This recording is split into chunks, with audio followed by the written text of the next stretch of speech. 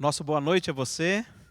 Estamos aí no meio de semana, sempre um momento muito oportuno para pararmos um pouquinho as nossas atividades e dedicarmos alguns minutos para meditar nas coisas do céu. Que bom, que oportunidade é poder erguer a nossa voz também em louvor e gratidão ao santo nome do nosso Deus. É muito bom estarmos reunidos juntos e vamos agora exaltar então o nome do Senhor cantando. Cantando e dizendo: Senhor, deixa-me contigo andar. Meu Deus, eis-me ao teu lado. Permita, Senhor, que eu permaneça ao teu lado.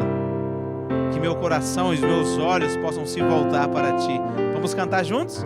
É do nosso hinário 503. Deixa-me, Senhor, contigo andar no caminho ao lar de amor. Só contigo quero caminhar, pois confio em ti, Senhor. Solte a sua voz e cante. Meu Deus, eis-me ao teu lado. Diga, só contigo quero caminhar, pois confio em ti, Senhor. Tão sozinho andou meu coração, longe dos caminhos teus. Hoje eu canto em minha oração, quero andar contigo, ó Deus. Diga a Ele, meu Deus, eis-me ao teu lado. Só contigo quero caminhar, pois confio em ti, Senhor. Ah, se o mundo inteiro meditar no valor real da cruz, logo arrependido vai estar caminhando com Jesus. Solte a sua voz e louve. Meu Deus, eis-me ao teu lado. Só contigo quero caminhar, pois confio em ti, Senhor. Que maravilha é podermos cantar louvores ao nome do Senhor. Que maravilha é sentirmos que na caminhada para o céu nós não estamos sozinhos de forma alguma. Na caminhada para o céu nós temos uma família, um povo que vive muito feliz, apesar das dificuldades, das lutas, do sofrimento que todas as pessoas passam. Somos um pequeno povo muito feliz e o hino 505 do nosso hinário nos ajuda a lembrar que nós somos esse povo muito feliz. Temos problemas, dificuldades, sim, mas somos um pequeno povo muito feliz. Vamos cantar juntos? Somos um pequeno povo muito feliz. Somos um pequeno povo muito feliz. Cristo veio nos salvar, breve nos virá buscar. Somos um pequeno povo muito feliz. Os sinais de sua volta aí estão. Eis os povos em tremenda inquietação. Eis a ciência a aumentar e a impiedade a se agravar. Logo Cristo nos trará libertação. Está muito prestes o momento da emoção, vai bater acelerado o coração. Nossos olhos levantar para o céu bem firme olhar. Já vem vindo tão sonhada a redenção. Somos um pequeno povo muito feliz. Cante forte. Somos um pequeno povo muito feliz. Cristo veio nos salvar, breve nos virá buscar. Somos um pequeno povo muito feliz. Amém. Amém. Louvado seja o nome do Senhor. É momento agora de fecharmos os nossos olhos e momento de clamarmos que o Espírito do Senhor permaneça conosco durante cada momento desse culto. Vamos orar juntos? Querido Deus, amorável Pai que habitas nos céus, obrigado, Senhor, porque Tu reservastes para todo aquele que quiser ter uma família espiritual aqui na terra. Como cantamos, Senhor, somos um pequeno povo muito feliz.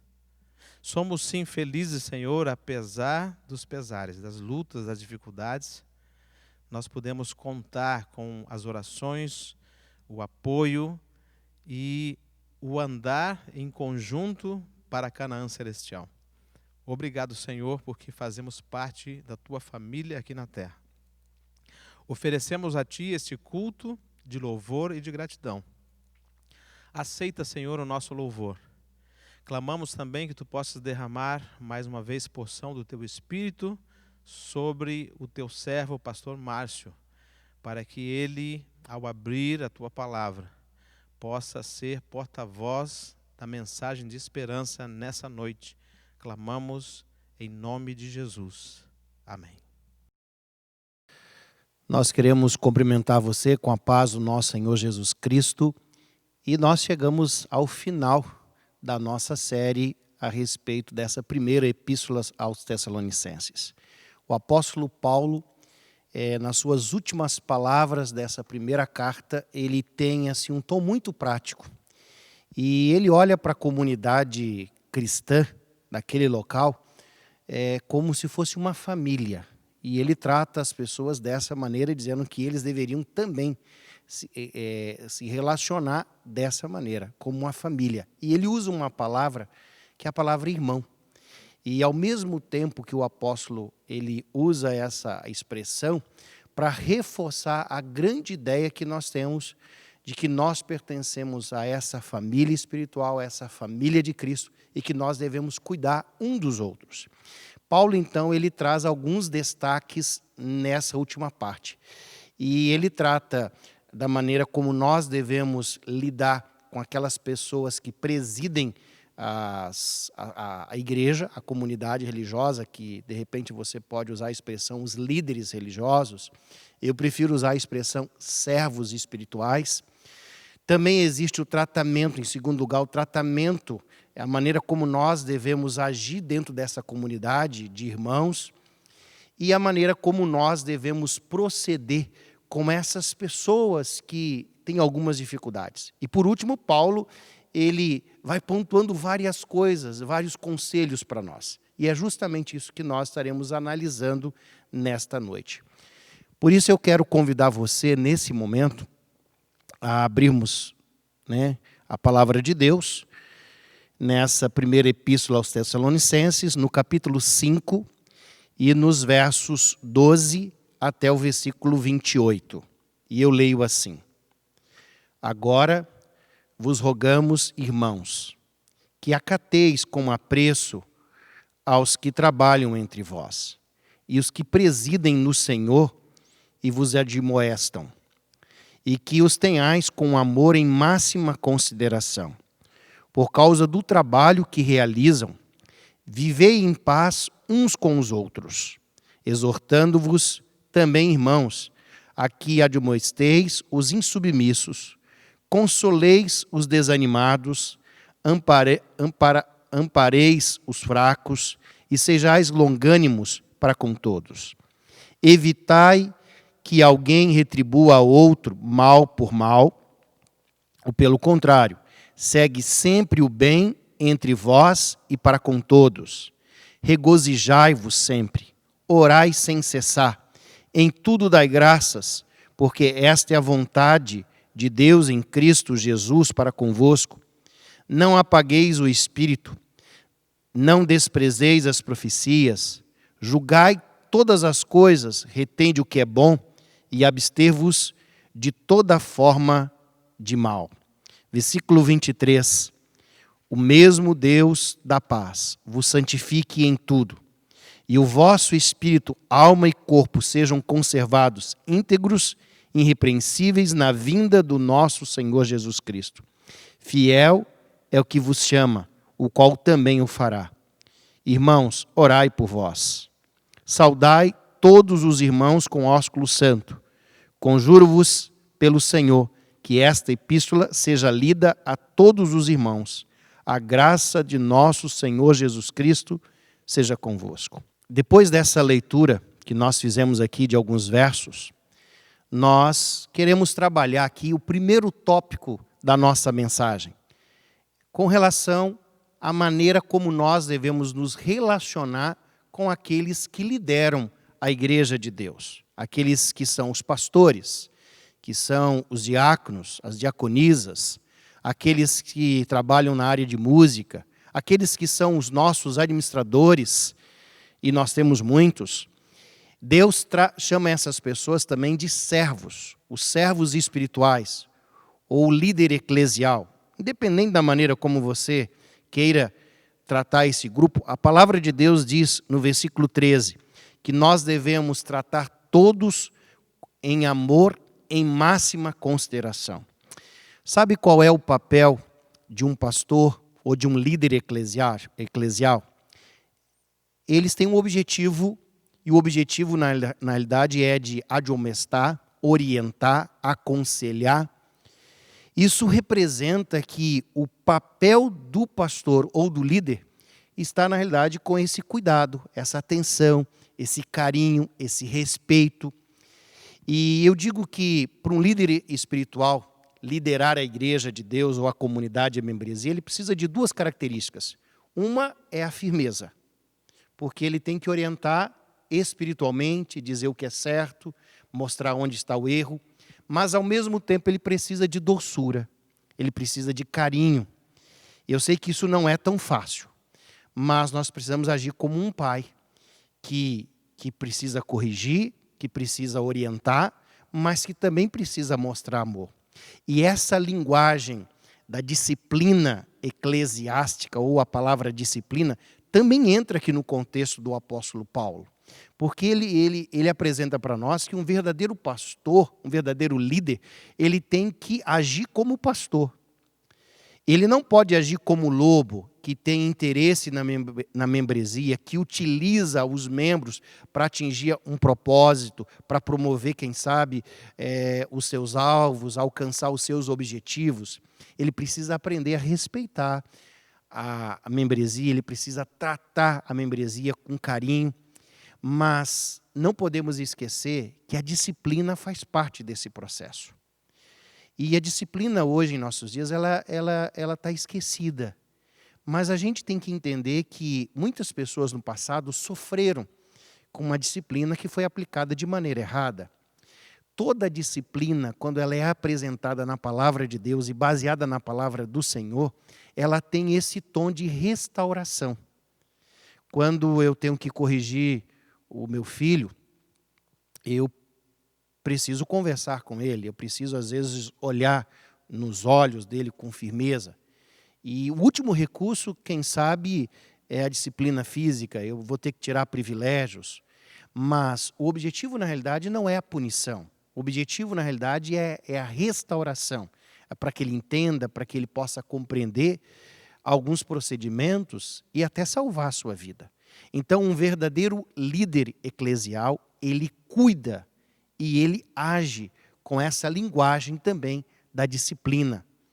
E o apóstolo Paulo, ele trata isso com muita propriedade no texto que ele menciona para nós. E com relação ao nosso líder espiritual, eu acho que nós vivemos numa sociedade onde nós podemos discordar de alguns procedimentos, de algumas falas, de alguma postura, né? E não é errado você discordar. O que o apóstolo Paulo está orientando aqui para nós é que na nossa relação com o líder, nós devemos também tratar esse líder com máxima consideração, um respeito. Eu trabalhei algumas vezes em cidades do interior E no interior você tem algumas igrejas que são do interior, da área de zona rural. E eu cheguei em algumas casas que algumas pessoas, inclusive, diziam: pastor, você pode passar a noite aqui. Nós temos um quarto reservado só para receber pastores. E eu já dormi algumas vezes em residências de pessoas que tinham assim, um quarto especial para pastor. E quando a gente visitava essas pessoas, havia uma mesa preparada, e muito bem preparada. Pessoas que têm uma consideração muito grande. Então, a palavra de Deus diz claramente para nós que nós devemos considerar as pessoas que ministram em nosso favor. E evitar as críticas. Se você tem algo que você precisa compartilhar, que você não entendeu, que de repente não foi compreendido por você, que de repente tem um tom errado, a Bíblia ela orienta claramente que você faça isso em particular. Primeiramente, busque o pastor ou o líder em particular e converse. E boa parte daquilo que a gente não entende, ou daquilo que a gente não aceita, vai ser compreendido e o líder também vai poder aprender contigo. Por isso o apóstolo Paulo orienta que nós possamos ter esse carinho, esse respeito. E quando eu falo aqui das críticas, querido, quando você chega em casa e depois de um culto, e você começa ali, quem sabe, no sábado pela manhã, você senta à mesa, e agora você vai reparar todos os erros que aconteceram, você viu fulano, viu ciclano, você está minando a fé até dos seus filhos. Esse é um péssimo exemplo.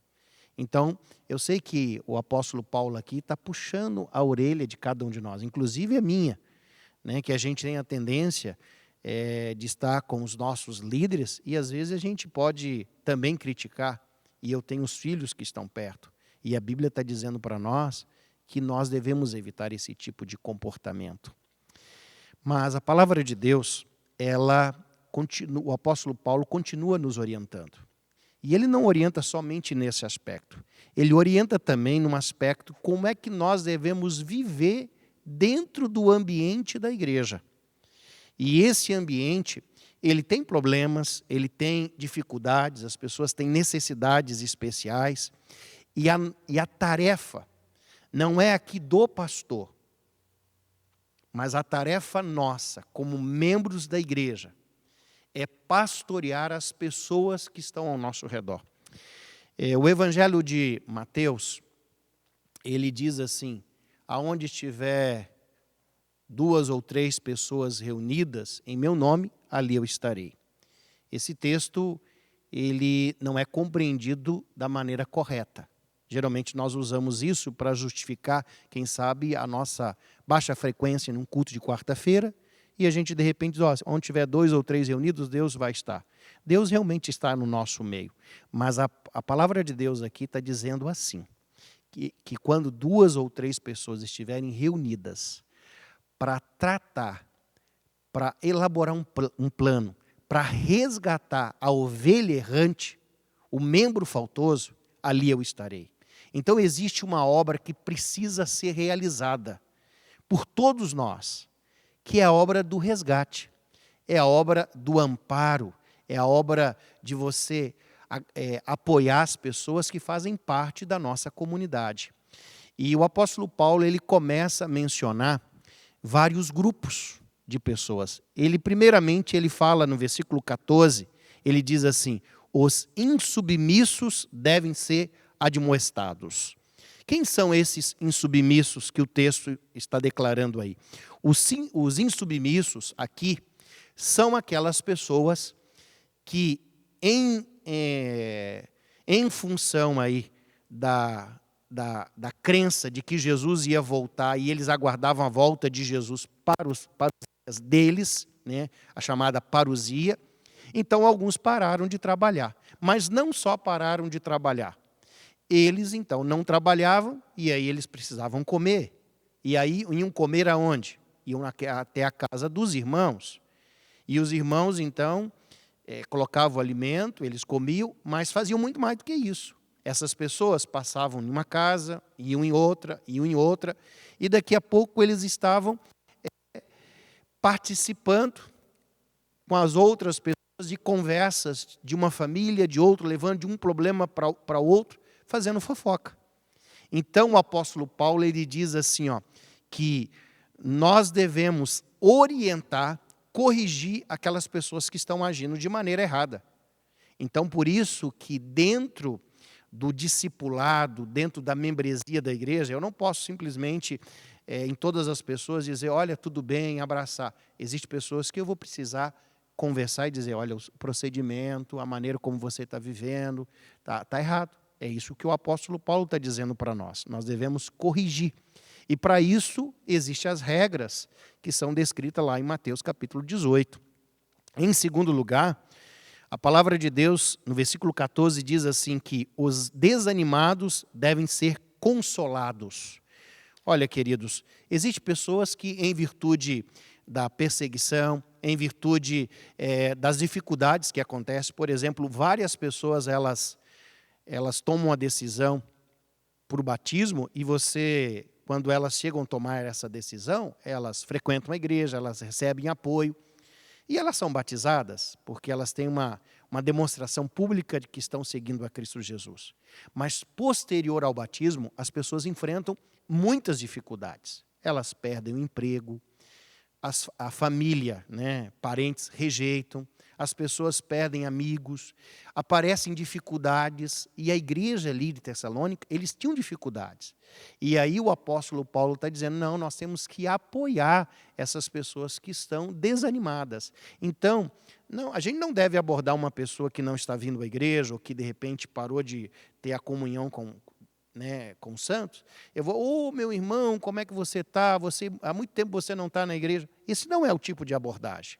Qual é o tipo de abordagem que eu devo ter com essa pessoa? Se eu sei que uma pessoa está fraca, está tendo dificuldade, eu devo orar por essa pessoa, mas eu devo mandar uma mensagem. Eu digo, olha, eu vou fazer uma visita, convide essa pessoa para estar na sua casa, de repente participar de uma refeição. Eu acho que a gente tem que abordar essas pessoas e trazer essas pessoas novamente para o nosso convívio. Nós teremos essas pessoas no nosso meio, com certeza. O apóstolo Paulo também, ele diz assim, que nós devemos amparar, ele usa a expressão, ampareis os fracos. E o que são esses fracos? Olha, os fracos podem ser as pessoas que são fracas na fé. Mas os fracos podem ser pessoas também que têm enfermidade física. Podem ser pessoas que estão passando por alguma dificuldade na saúde, talvez dificuldade até financeira, que sejam pobres, mas pobres questão material. Então, independente de qual seja o problema, de o que significa realmente essa expressão fracos, a Bíblia diz que nós devemos amparar aquelas pessoas que fazem parte da nossa comunidade e que estão fracas, que estão passando por dificuldades. Elas têm que ser acolhidas. E em quarto lugar, o apóstolo Paulo diz assim, que ele diz assim, sejais longânimos para com todos. Nós temos que tratar de maneira amorosa todas as pessoas. Sabe por quê? Às vezes você vai visitar uma pessoa que está fraca na fé hoje, de repente você vai encontrar um irmão que precisa ali de uma admoestação porque está agindo de maneira errada, mas trate essa pessoa com longanimidade, com bondade, porque essa pessoa de repente está fraca hoje, está com dificuldade hoje, mas daqui a pouco ele é um líder que está ministrando a palavra de Deus, que teve uma guinada na vida. Então nós devemos ter paciência para que as pessoas elas possam crescer e em determinado momento até aprender a caminhar essa jornada de fé de maneira mais firme. Mas o apóstolo Paulo, além desses conselhos que ele está ministrando para a igreja como um todo, a nossa relação com o outro, ele dá vários conselhos para a vida prática. Ele diz aí no versículo 16, ele usa a expressão assim, regozijai-vos sempre. Ou seja, a alegria, ela deve acontecer quando nós recebemos coisas boas, mas às vezes nem tudo que acontece na nossa vida são coisas boas, são coisas ruins. E a palavra de Deus diz que nós devemos regozijar. Essa alegria, ela é a expressão e o significado verdadeiro é que a nossa grande alegria é Cristo Jesus. Independente se eu estou ganhando ou perdendo aqui ou ali, a minha alegria maior é Cristo. E todas as coisas elas vão contribuir para o bem daqueles que amam a Deus. Mas no versículo 17, ele dá um conselho assim: orai sem cessar. E eu quero dizer para vocês que a minha esposa ela gosta muito do pai, né? O pai chama Adaí. E eu também gosto muito dele. Mas eu não ligo para ele com tanta frequência como a minha esposa. Ela liga todos os dias. E às vezes eu digo, mas com quem mesmo você está conversando? Ah, com meu pai. Mas você acabou de conversar com teu pai. Ou seja, existe entre eles ali uma conversa constante, uma relação de proximidade, um diálogo que não tem fim. A palavra de Deus está dizendo que nós devemos orar sem cessar. Ou seja, não é que você vai ficar ajoelhado o dia todo. Mas ele está dizendo para você o quê? Que essa comunicação ela tem que acontecer durante o dia. No momento em que você está dirigindo, no momento em que você, quem sabe, está no banho. Eu mesmo gosto muito de, quando eu vou fazer qualquer viagem, eu gosto de silêncio. Eu não ligo, de repente, ali o rádio, ou coloco outra coisa para funcionar no carro ali, quem sabe, um som. Eu aproveito esses momentos para ir conversando com Deus. E a gente entender algumas coisas, compreender. E eu aproveito o silêncio para ouvir a voz de Deus. E às vezes nós precisamos parar um pouquinho para ouvir a voz de Deus. A gente está vivendo uma sociedade muito agitada, com muita informação. E a gente precisa desacelerar um pouquinho. A palavra de Deus, ela orienta. No versículo 18, ela diz assim: em tudo dai graça. Nós devemos ter essa consciência de que Deus é poderoso para transformar todas as coisas, inclusive as coisas ruins, em coisas boas. Então, quando nós entendemos ter gratidão, reconhecimento de que Deus, Ele é maior e Ele é soberano, e é Ele que está administrando este mundo. Então, nós temos que aceitar a soberania de Deus e darmos graça por tudo. Mas, no texto em que Paulo está citando agora, várias orientações práticas, ele diz assim: não apagueis o espírito, não desprezeis as profecias. Algumas pessoas podem entender isso aí como uma declaração a respeito do Espírito Santo. Nós, adventistas, entendemos esses versos como um convite para que a igreja de Deus não elimine, não diminua, não apague o papel do espírito de profecia dentro da igreja adventista.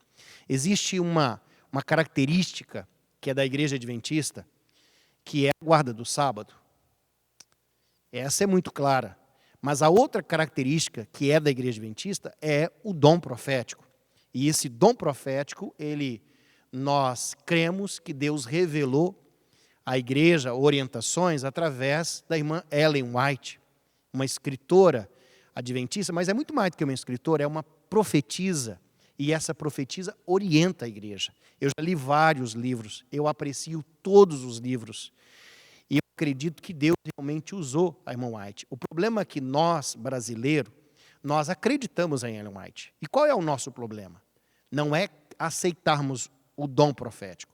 O nosso problema é que nós não estudamos esses livros. Nós não lemos os livros. Nós acreditamos, nós aceitamos, mas agimos de maneira indiferente. Eles estão lá na estante, eles estão lá e ficam lá. Nós precisamos abrir esses livros, porque eles vão nos ajudar a compreender a palavra de Deus. Por isso eles foram dados à igreja. É uma luz menor que nos orienta diante dessa luz que é a palavra de Deus. E uma outra coisa que eu gostaria de considerar ainda é que algumas pessoas, elas utilizam o Espírito de Profecia, e o Espírito de Profecia, claro que tem profecia, mas quanto de profecia? A Bíblia tem 30% de profecia. Os livros da irmã White não são todos com teor profético, certo? Ele é resultado da revelação de Deus para o povo do Senhor. Mas nós temos livros que orientam, que aconselham, que falam de saúde, mas muitas vezes nós pegamos somente uma linha escatológica que fala de eventos e nós focalizamos toda a nossa atenção em cima desses livros, desses estudos, ou desse assunto. E aí eu vou dizer uma coisa para você. Nós precisamos ver o todo. Nós precisamos estudar todas as obras para a gente ter uma vida equilibrada como cristão. E não somente um assunto específico. Então está aí o convite para a gente, está aí o desafio para a gente não permitir que esses escritos permaneçam na estante, mas que eles possam ser devorados por cada um de nós. E a palavra de Deus, Paulo ainda, ele menciona para nós algo que diz assim, ó, todas as coisas que nós devemos julgar todas as coisas e reter o que é bom. Existem muitas novidades que surgem a cada época. E nós não podemos sair correndo atrás dessas modas teológicas. E eu gostaria de pedir a você prudência, equilíbrio. Hoje a gente tem uma demanda muito grande de materiais que são compartilhados. Quando você compartilha um vídeo e envia para o meu WhatsApp, você, para mim, está dizendo o seguinte recado: olha, eu gostei muito desse material e quero compartilhar com você. Então, a gente tem que aprender o seguinte: leia, veja, mas julgue todas as coisas. Eu vou contar para vocês uma história. Quando eu era garoto, na minha cidade apareceu um pregador. E a gente era convidado a ir até a casa desse pregador. E eu fui convidado não pelo pregador, por pessoas que estavam ouvindo esse pregador. E ele tinha um aspecto assim muito piedoso, um homem de oração, conhecimento profundo, tinha conhecimento teológico, apresentava tudo com uma clareza, só que aquilo que ele apresentava eram novidades. Ele começou a mencionar, por exemplo, qual era a localização do santuário no céu, aonde estava a árvore da vida, e começou a descrever detalhes. E esses detalhes não aparecem na palavra de Deus. E ele apresentou que antes da volta de Jesus, aconteceria uma guerra entre Estados Unidos e o povo de Israel. E que Deus iria dar a vitória a Israel de maneira milagrosa. Deus ia mandar tipo um granizo que ia destruir o exército do americano. E então, com essa vitória, o povo de Israel, os judeus, iam se converter à fé cristã. E ele foi mais ousado. Isso com riqueza, com propriedade, nada com arrogância. E ele disse assim: e Jesus vai voltar e eu tenho uma data. E ele apresentou um estudo e marcou a data da volta de Jesus. E eu saí daquela reunião impactado com aquela quantidade de novidades. Porque nenhum pastor na minha igreja, nenhum ancião havia apresentado aquilo. E eu estava agora diante de um homem com conhecimento teológico, de família adventista, que estava me apresentando uma novidade. Ele tinha um livro publicado, e eu lembro de várias pessoas procurando, então, o pastor da minha igreja, para ver o que o pastor achava daquelas ideias. O pastor não entrou na briga. O pastor não, ele continuou fazendo o trabalho dele, mas ele disse assim, ele fez aí algumas previsões, e uma delas é a conversão do povo de Israel, de uma guerra. Então, antes de vocês acreditarem naquilo e abraçarem isso como uma nova fé, um novo pensamento doutrinário, vamos ter paciência para que as coisas aconteçam. Esse foi o conselho do pastor. E eu entendi claramente o recado, mas nem todas as pessoas agiram assim.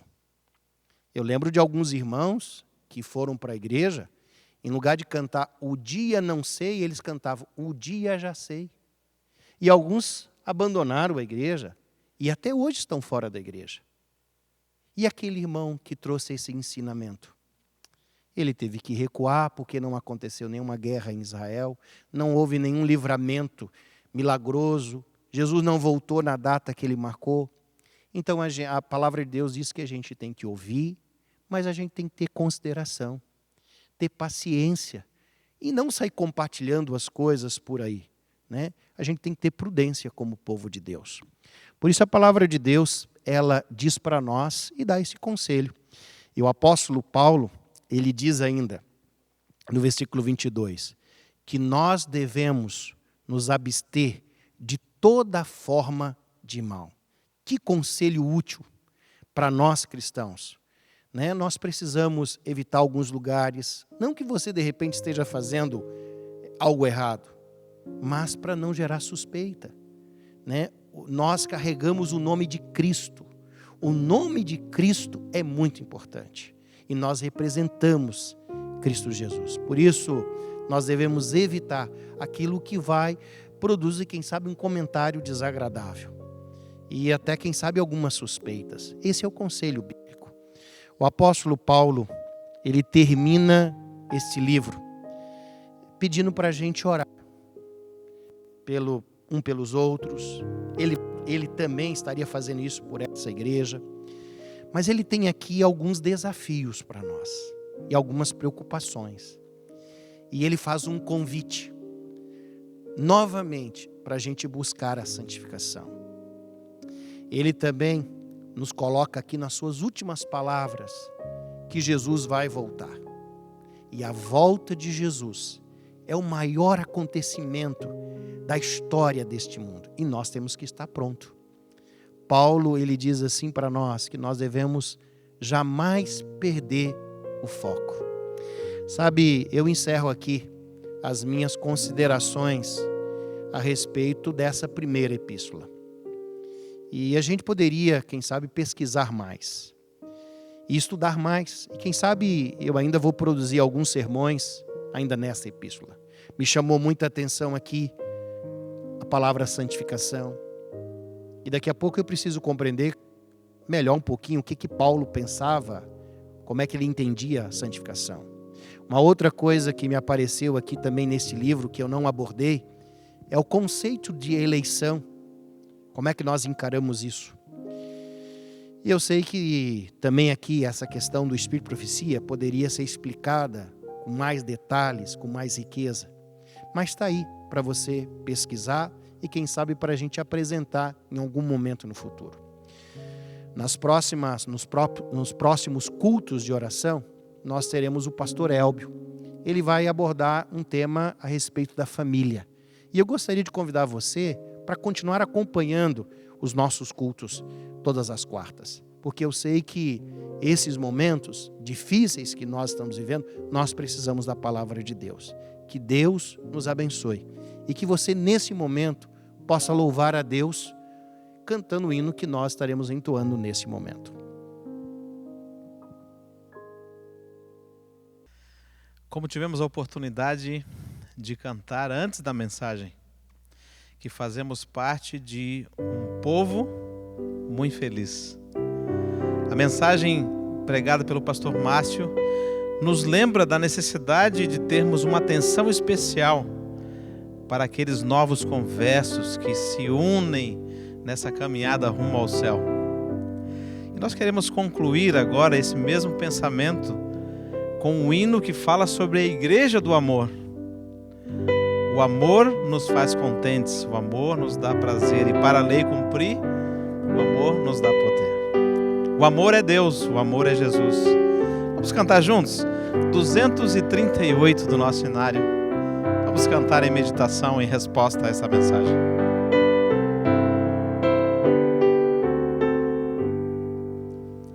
Amor nos faz contentes, amor nos dá prazer, e para a lei cumprirmos, o amor nos dá poder. Deus é bom, seus filhinhos somos. Deus é bom, quer o nosso amor. Amor nos faz contentes, amor nos dá prazer, e para a lei cumprirmos, o amor nos dá poder. O mundo tem tristezas e cheio está de dor,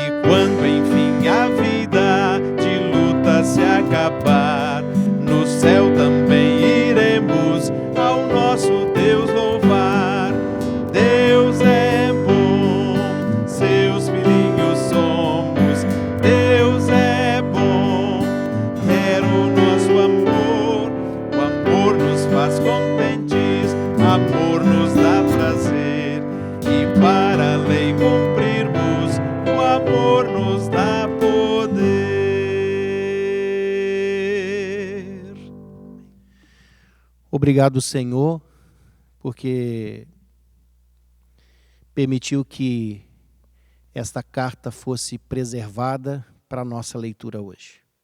E quão útil são esses textos e esta palavra para os nossos dias, pois nos orienta, nos direciona novamente para o foco e nos aconselha como nós devemos agir, comportar diante de várias situações. Obrigado pela tua palavra. E nesse momento, Senhor, prepare o nosso coração através de uma obra real do Espírito Santo em nossa vida, para que nós possamos estar prontos para ver Jesus voltar. Nós rogamos isso, Senhor, porque confiamos e cremos em Cristo Jesus. Amém.